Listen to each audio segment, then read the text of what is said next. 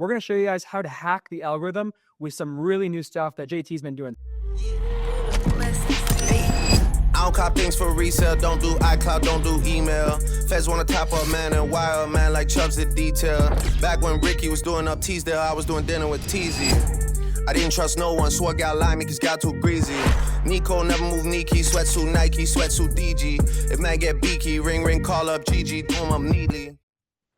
We're gonna start with the big boy. We'll break down the $5 million or 5 million view video. Claudio asked me how I wanted to do this. I told him I want to deliver this as if I was talking to myself a year ago. So if you remember from the beginning of our conversation, sound is everything. Yes, the Bugatti is driving through the front door, but if I went and played this exact same video with some Audio Jungle track that my overseas editor downloaded, there's zero impact. Give me a thumbs up. Right? We hear it all. We hear everything. Yeah, we hear it. All right, sick. So, got some elevator music, Audio Jungle, like royalty-free, stock-free music. There's no emotion. There's nothing there. It's the same video. Do you think that video would have gotten 5 million views? I doubt it. Now we'll break down the music. I'm really proud of this one actually because I custom remixed this song myself. I don't know if you can read these titles, but it's the Out West instrumental from Travis Scott, and the vocals are from Drake. So we'll just play it real quick without any sound effects, but here's the audio. Hey, I don't cop things for resale, don't do iCloud, don't do email. Feds wanna top up man and wire man like Chubbs at detail. Totally different energy, right? Like you're already hyped. You're like, oh, that's a supercar in my living room. Let's go. I want to see that. I want to see more of that, right? Now I'll just play for you the sound effects. This is just the sound design, no music.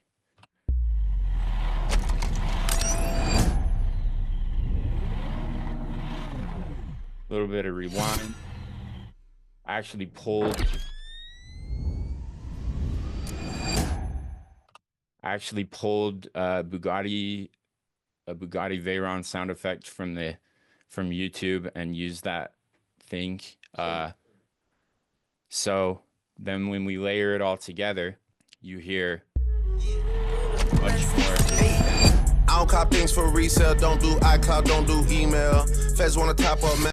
And right here, I'm going to show you a really cool trick that you can do when you're remixing songs, when not even remixing songs, when you're working with songs. A really cool trick that I like to do is drop the instrumental beat, especially in a hip hop song. You'll see it right here when I get over Riser 3. Let me know if you notice it. Feds wanna top up man and wire man like Chubbs at detail. Back when Ricky was doing up Teasdale, I was doing dinner with Teasy. I didn't trust. I completely cut the instrumental right there and just let Drake take over. I'll play it without the sound effects. Back when Ricky was doing up Teasdale, I was doing dinner with Teasy. Then we add the riser to build some tension, to bring the beat back in. And if you notice, the movement in the video is very intentionally driven. Like we're rotating through all these quick shots. You know, he's rapping on beat, and I'm matching this movement to the beat. And then the riser. I was doing dinner with Teasy. I didn't trust no one, so I got limey cause got too greasy. Nico never move Nike, sweatsuit Nike, sweatsuit DG. So when we play it all together with the effects, with the music, it's a completely different feel, and it totally draws you in. It doesn't just draw you in, it gets you 4 million people to watch your video. It gets you, thousands of followers. That's what it does for you guys. And it'll build massive demand. Here's something that I've never seen anybody teach before. I'm going to show it to you guys right now. The way that I made this remix, I was listening to Drake, Out West, both those songs. I was like, man, those songs actually kind of have a similar flow. So I go to this website, and I do this on almost every project, by the way. Go to tunebat.com. You can see it here. We'll go to Out West, Jack Boys, and Travis Scott. pull up this song, you're going to notice two things right here. A major is the key that it was performed in, and it's 140 beats per minute. Then if we go to War by Drake, there it is. It's 144 BPM. It's a B minor key, which is not ideal, but it worked out okay because I'm only using the vocals from this track. I'm not using the instrumental from this track. But you'll see it's 144 BPM. The other one was 140. That's pretty darn close. So what I did is I jumped in ChatGPT. I said, hey, my instrumental is 140 BPM. My vocals are 144. At what pace do I need to speed up my instrumental track to match 144 BPM? So you'll see when I pull up my instrumental track here, I have it sped up to 103%. And I pulled it up. I think it was like 102.87, whatever. I matched it perfectly to the BPM of his vocals so that it sounds like he's rapping on beat to that instrumental. You can do this with any song as long as they sound relatively similar. It works really, really well in hip hop, which is why I like to do it. But if you have two songs that you like and they're similar BPM, then the world is your oyster. You can get as creative as you want with this and as complex as you want with this. That's something I've never seen anybody talk about before. It's just something that I do. Another trick that I do on every single video, I know that I'm editing to 144 BPM, right? One sec, let me move my screen up here. I know I'm editing to 144 BPM, so I then go to metronomer to pull up a metronome. I say, give me 144 BPM metronome, generate that file, drag that file directly into my timeline. You'll see it right here. And now what I have is a metronome that is perfectly on beat with my music, right? And I use this to avoid, I don't know if you guys have gone in your software and you manually add markers, you're counting, 1, 2, 3, 4, 1, 2, 3, 4, and you're adding these markers to edit your beats to. Instead of doing that, slap a metronome on there. You line it up perfectly with your instrumental track. So I'll go for a peak in the instrumental track for here. The first drop is right here. So I'll line that up. My mouse won't let me move that frame. But you'll see the peak in this metronome and the peak right here are perfectly in sync. So now when I silence this and I just have the instrumental, hear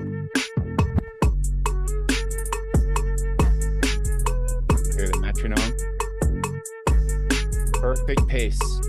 You'll never have a video that is not perfectly on pace ever again. Huge. Absolutely game-changing for me, especially because if you remember, audio is the most important part of your video. So remember that and use it for your project. I would love to see you guys post projects and send them to me and tell me about the sound. Beyond that, we will basically I'll just briefly show some of the effects. I start the video off with a bass drop here. If we solo this, there's a bass drop.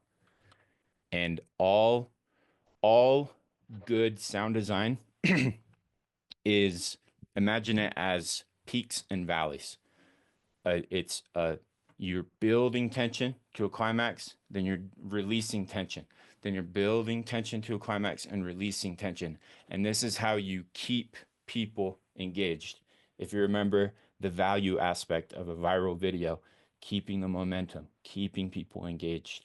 This is how you do that audibly, by building tension and releasing tension. There's multiple areas that we did in our announcement video, Claudio and I, where you'll see parts where if you were to go look at it on the timeline, there's tension building up as I say this video hit 5 million views, boom, release. And then immediately the tension starts building up, and you know without seeing anything, you know that something is coming when you hear this riser, for example. You hear that? Without seeing anything, you know that something big is coming by building that tension, by using those risers. And then I use a whoosh to transition it. This particular whoosh I got from Danny. He's a stud, Futuro Avenue. And I use all sorts of whooshes. I use all sorts of sound effects. I try and get unique sound effects on almost every project just because, like I said, I love to experiment. I use another plugin called M Tracker Surface to track my license plate. And if let's see if I disable that, and we'll go M Tracker Surface, drag that onto our clip here. The way this works, it's super simple to do. Don't be intimidated by this process. It's very, very simple. Motion VFX, by the way, for anybody who doesn't know, Motion VFX makes this plugin. They make all the best Final Cut plugins. Absolutely incredible and must have, in my opinion. So I just wanted to replace the license plate. So pull up M Tracker Surface, click around the license plate. I'll do it super rough. I believe I just kept a planar tracker. You can generate a mesh if you want. Usually that's better for like if the object is moving. Open up the tracker, track forward, track back. Now we have a track. Then pull up the drop zone here. And we'll say, I mean, I don't have my JT logo right here, but say I wanted to track, say, this clip on there. Clip on this clip, we'll apply it.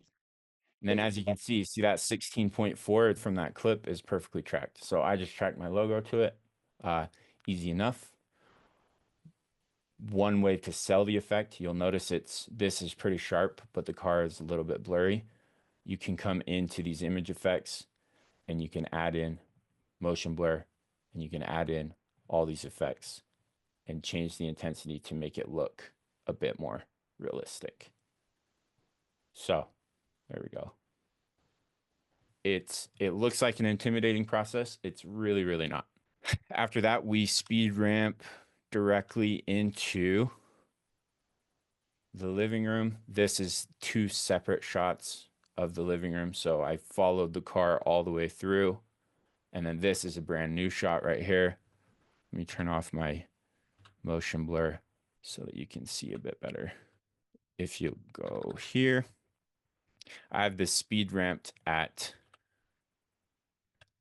20x, so 2000%. And this is one of those orbit shots that I was telling you about. In this particular shot, because I don't have something to keep center frame, it's like an inverse orbit where I know I'm going to be revealing the Bugatti and I know I'm going to be revealing the Koenigsegg. And so I have my gimbal set on pan follow mode, not PTF, just PF. That way it doesn't rotate up and down. It just stays level. And I'm just walking around the house and slowly revealing what I want the shot to do. But you'll see the movement of the shot is matching. So as I'm following the car in, I'm also matching that same exact movement coming around the car, right? Going from left to right through. And then I follow that same movement through and do the exact same left to right orbit, right? On this shot, I did the same thing. Here's the raw shot. I'm picking that Bugatti logo. I'm setting the dead center of the frame on this. And by the way, I have a funny story about this clip. When I shot this house, I texted Claudia. I says, "Hey, I've got a pretty crazy house coming up that has a Bugatti in it. What insight do you have for me?" We've been really good friends. and we've been sharing tips and tricks with each other. And he says, dude, you have to get a shot of Bugatti with the Bugatti center of the frame. I was like, oh, you already know I'm going to do it. But this was that shot that I got. And I literally just tracked it. I shot it probably 6 or 7 times to make sure that it was just perfectly smooth. Pan, tilt, follow mode, revealing that. And in order to get the really, really smooth footage, like that looks like butter, right? In order to get that, I use this plugin called Pixel Film Studios Stabilizer. This is another must-have plugin. Must have plugin. Because this clip was shot in 4K and I shot it vertically, not horizontally. I'll just stabilize it for you. Actually, we slap on stabilizer, stabilize on and off. Check this to make sure it's on. Click track editor. It's going to pop up a little window for us. And to show you how easy this is, I'll reset it. So if you see the raw clip is very like that logo is not centered, right? It's human error. It's super, super hard to keep that steady. I think I did this at 35 or 50 millimeters, so the shake was a little more aggressive. But this is why this plugin is so amazing. Slap that on the Bugatti logo. I'm middle of my clip here so that I know always when you're tracking these or when you're stabilizing these clips, pick a part of the clip where you know that is going to be visible the entire time. So if you see it's visible here, it's visible here, it's relatively in the middle, but obviously not perfect. So middle, we're going to track backward. You'll see it's tracking with the logo. Then I'll move back up here. We're going to track forward.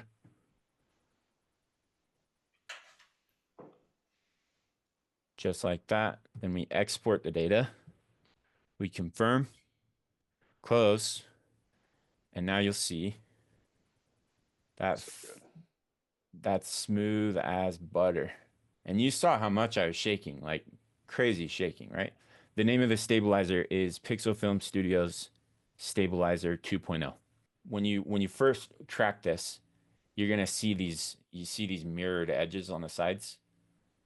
We don't want that look. So you scroll down to the bottom here. You zoom in with the offset scale so you don't see that anymore. And sometimes if it's not perfectly in center, you can offset the x-axis or the y-axis to just make sure that those things aren't showing, right? So like that's obviously mirroring, very confusing, no idea what's happening. But if we recenter that, smooth as butter. So I did this on every single clip in this video because I wanted like perfect, buttery smooth footage. And that's how I pulled that clip off. So that clip again was compounded, right? This is the raw clip, not color graded. It's just tracked. I create a compound clip with that and apply my color grade and everything to that with my speed ramp. This one I did completely off fill. Let's see if I can. We'll just set this to normal real quick. So it's obviously way too long.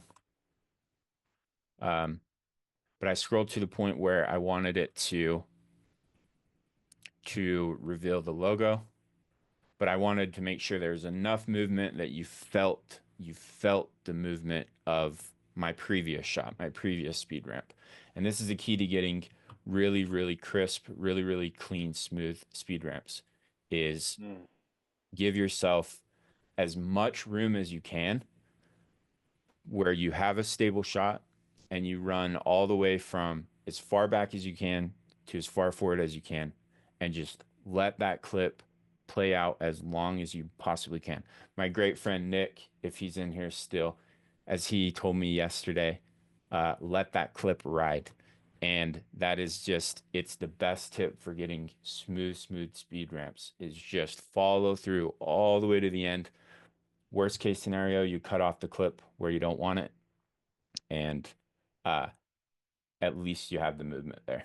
When you apply this stabilizer and then you try and speed ramp it on the same clip,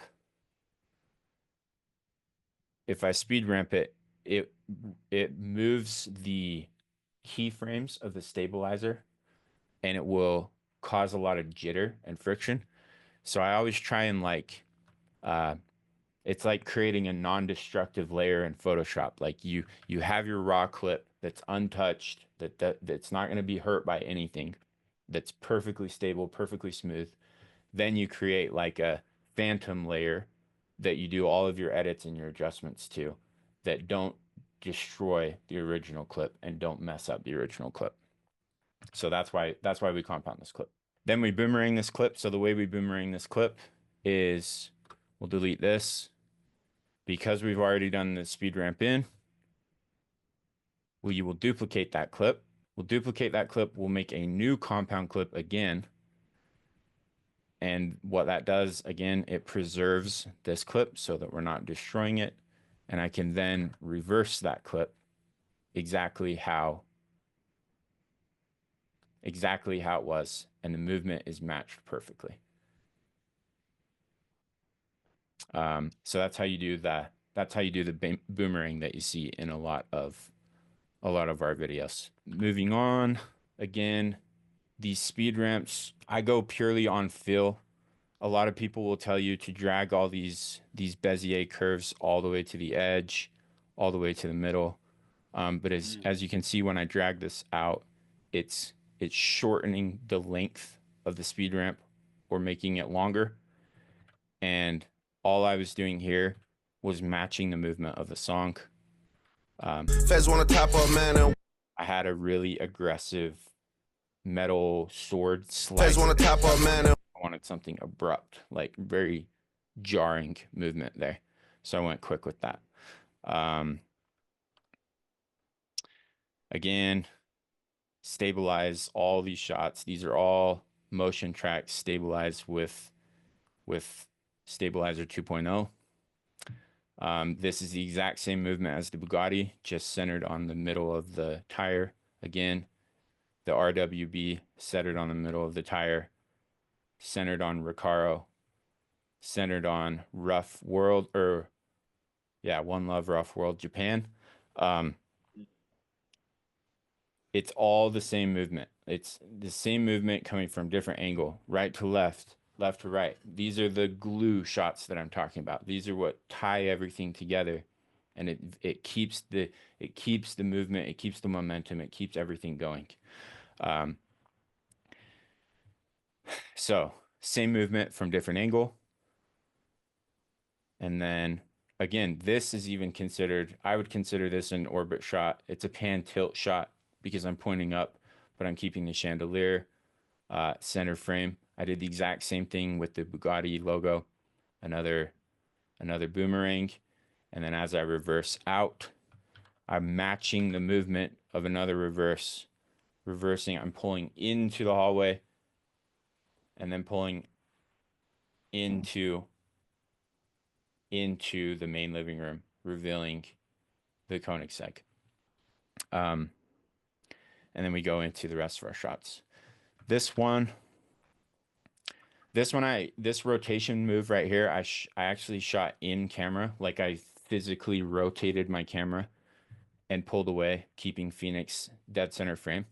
However, one thing that you can do with shots, if you just do a wide straight push shot, is you can, we'll use it on this clip. You can pull up something called M movements and we'll do rotation zoom in. I'll drag that title over this clip. So you'll see that's rotating, zooming out, and you'll see I added this. So this is a straight slide reveal shot. This is one of those 50mm slider shots I told you about, keeping the eye of the Phoenix in the center frame. But if you want to add some rotation, some flair to it, you add rotation zoom in from M Movements, again, Motion VFX. And you can customize this to be as aggressive as you want. You can go in here. You say, I want to zoom in further. I want to rotate maybe 16 degrees. And you can add all sorts of movement and flexibility. But the reason why I say these shots are so core is because if you shoot it wide and you shoot it simple, you give yourself so much flexibility to edit with in post that you can then manipulate it how you want, create the feel that you want, create the movement that you want.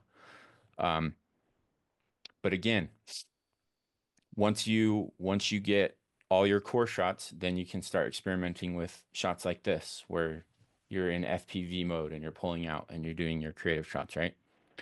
So on this shot here, this one I was really pleased with how this turned out. Nike sweatsuit Nike. The little Nike sweatsuit Nike. I added some camera flash whoosh and a camera rapid shutter. And if you listen, there's just a little snappiness to it, right?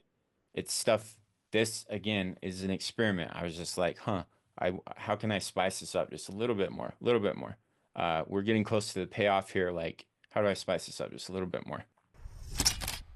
So we add some movement there, again, all based on feel. But this shot right here, if you look at this shot, is an orbit shot. It's a glue shot. This one I think was at 50mm, if I remember right. It actually might have even been at 70 because I was pretty far back. Keeping the center of the tire in focus and orbiting around. And it gives me flexibility to rotate to the left or rotate to the right, so that when I go transition to my next shot, you'll see I'm starting left to right, then I go backwards, again, boomerang. I'm then rotating right and right. Same movement, same sort of jarring, aggressive speed ramp. And then, of course, match it up with sound. Sound design is what sells the entire effect. That's pretty much it